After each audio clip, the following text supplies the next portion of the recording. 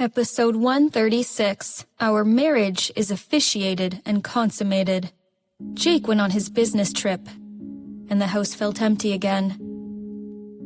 Lying in the bed, Serena flipped over and over, unable to fall asleep. Something was going on in her head, but she did not know what it was. She suddenly got up and opened the lowest drawer of the nightstand. Right there was the folder with the contract inside. What did the contract even mean at this point? Serena felt she was too easy. Even though he had treated her like that the other night, she had never thought about divorce. Every time she thought of the word divorce, it pained her so much. She did not want to do it. However, would he hold her to this contract? She had no idea. Seeing his signature on the contract, she pursed her lips and placed it under her pillow. 5 days until he came back. At that time, they would need to talk about the divorce. 5 days quickly passed. During this time, Serena visited Henry Miller twice. After apologizing to him, she did not dare to stay long, and she was always there at daytime. School was over a bit late on that Monday. Serena walked out of the campus and saw Jake's black Maybach instead of the car that Marcus normally drove to pick her up. Seeing that car, Serena stopped walking towards it. It was him. Seeing her fearful look, Jake leaned against the back of his seat, frustrated.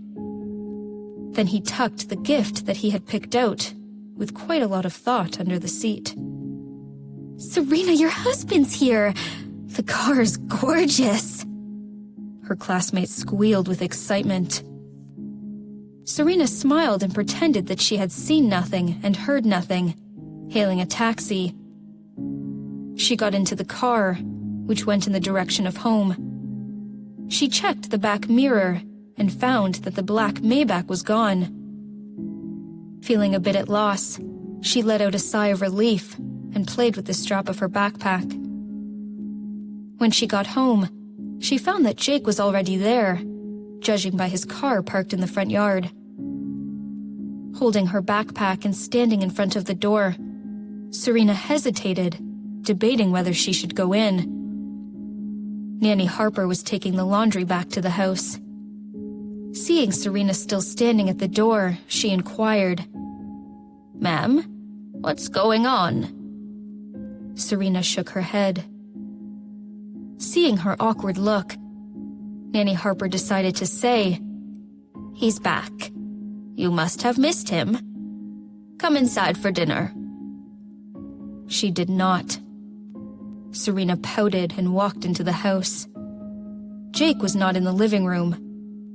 Serena went upstairs with her backpack and found the doors of both bedrooms open. Jake had some of her stuff in his hands. When he saw her, he did not explain. Serena was upset. "What do you think you're doing?" She was still mad at him. Why did he take her stuff to the master bedroom? Did he think she could be in the same room as him after that? What did he expect? Jake glanced at her and said quietly, "Grandpa is going to stay here, with us for a while." So he was vacating the place for Grandpa to stay. "We have more than 10 guest rooms!" Which they did, so why was he vacating her room? "Grandpa specifically asked to stay in this room. As his grandson, I cannot really say no," Jake said seriously. "But..." Serena's face was flushed. "I don't want to share a room with you." Jake glanced at her and said matter-of-factly, "Do you want Grandpa to know that we're fighting?" But they were fighting. Before Serena said anything, Jake continued, "Do you know why Grandpa wants to stay here?" "Why?" "He loves candies. But because he has high blood pressure, Dad does not allow him to eat any. So he decided to run away. Serena was shocked. Really? You can ask him yourself. Well, even if she did, he would probably not admit it.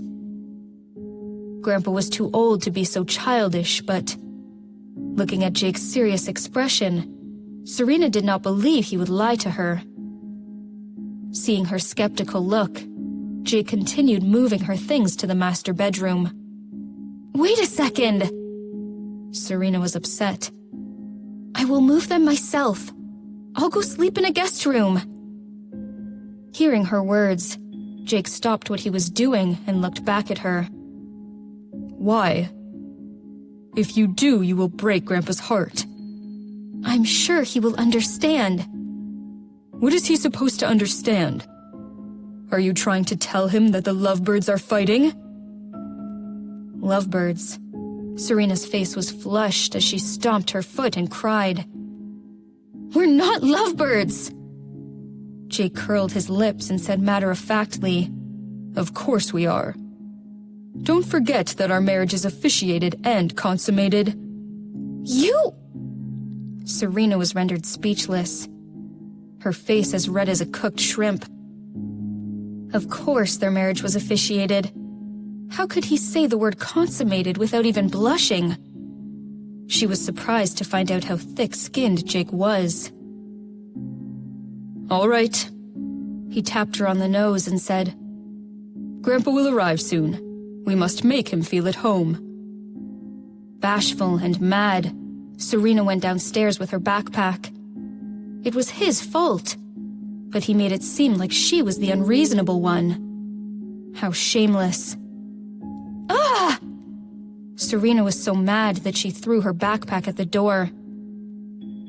Captain Robinson was surprised to find a backpack before he even entered the house. Picking it up, he walked inside with a smile and immediately saw Serena's upset face. What happened? You look mad. Seeing Grandpa, Serena calmed down and called, Grandpa! Behind Captain Robinson, a young man was moving his luggage inside. But the weird thing was that Grandpa seemed to be in a good mood.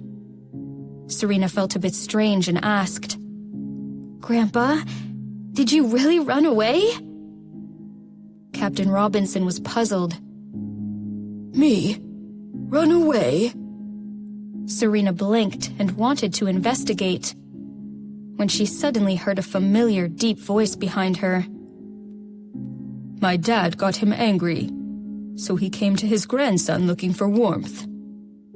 Grandpa, that's why you ran away, right? Grandpa looked enlightened and nodded. Right. What he said.